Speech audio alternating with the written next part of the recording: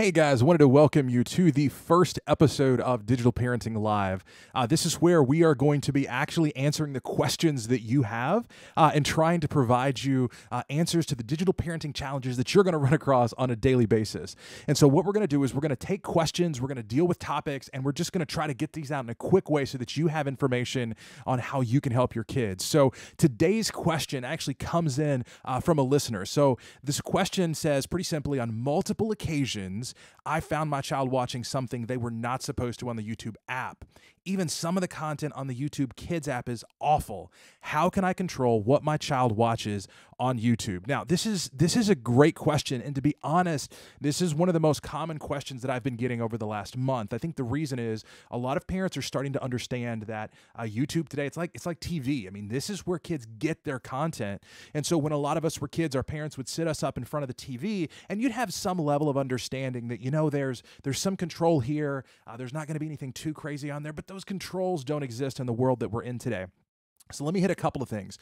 First is the YouTube Kids app. Now, you've seen we did a Digital Parenting Minute episode on that a couple of weeks ago. And again, it is a good resource. It does provide some limiting of content for your kid, but there have been news reports that have come out even within the last couple of weeks about content that's ended up on there that parents haven't been thrilled with. Sometimes the algorithm that's used to actually pick the content for YouTube Kids has been tricked by people that are putting things in that seem like they're certain things, but they're not.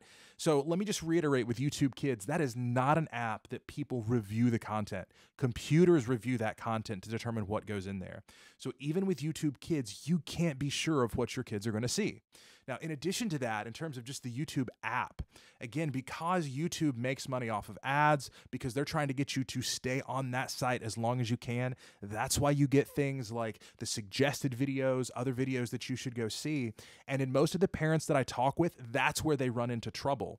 Their kids get caught up in something that they didn't intend. And so because of that, they end up watching something that they shouldn't have. So let me just reiterate a couple of things.